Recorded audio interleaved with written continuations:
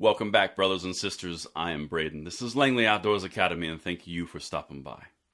Alright guys, on this episode of the Bullet Points this morning, I'm going to ask you two questions that are very intriguing to me that I'm noticing in the response to the gun control negotiation deal. One, why are Democrats and gun control leaders trying so hard to sell this to the Democrats? You don't hear a lot of Republicans trying to sell it to Republicans, but you hear Democrats trying to sell it to Democrats. That's a very interesting observation. Second thing here is, why are so many leftist gun controllers and Democrats coming out against this deal? It's what they wanted, right? Better to do something than nothing?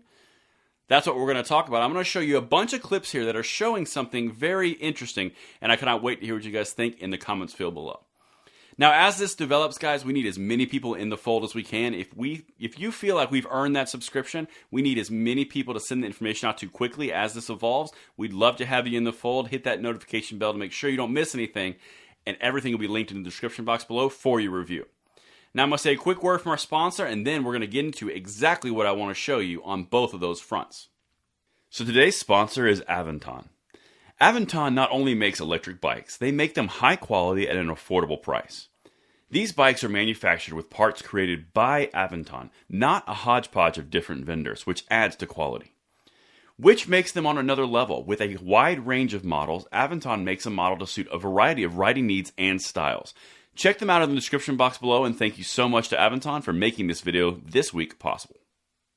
Alright, so the first thing that I want to show you is something from Shannon Watts herself. Now, Shannon Watts is the founder of Moms Demand Action. She is like the figurehead, the headpiece. She's the one they're going to get quotes from.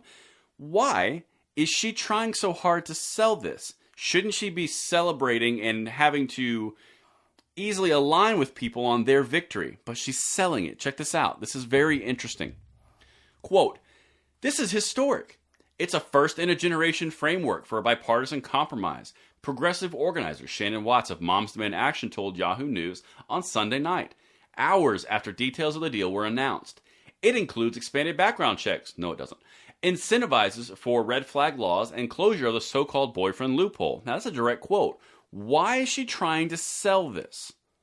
Check this out. I'm going to walk you through a few responses from some Democratic and leftist pundits, and you tell me what's going on here.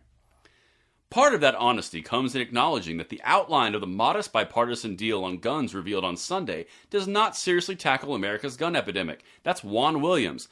Note that word modest. Let's keep going. It's going to pop up again.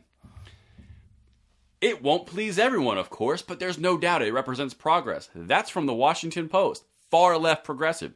Again, selling it. Check this out. "It also doesn't go as far as a package passed by the House last week, which would, among other things, raise the minimum age for purchasing certain rifles from 21 from 18, and there's no shortage of other reforms that could help impose sanity on America's gun culture." Talking about what's not in the bill. Okay, I got a few more for you.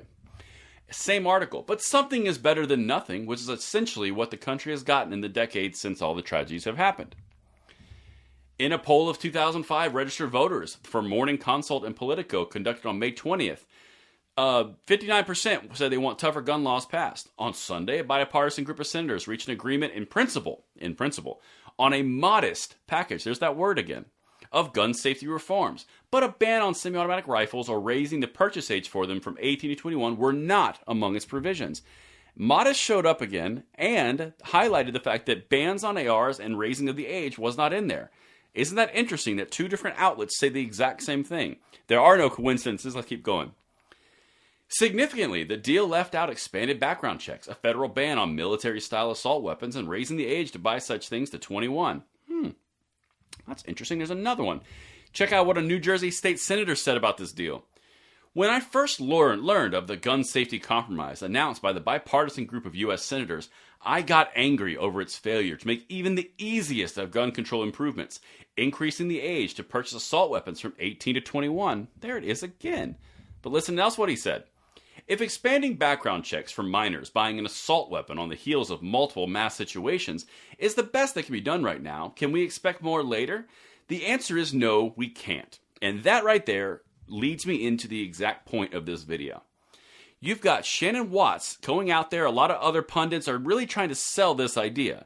It's not being received very well from the far left, like the Juan Williams, Washington Post, all these things. And they keep on hitting on two key phrases: modest gun control proposals, and they are upset about the no raising of the age of purchasing from 18 to 21, and no enhanced background checks.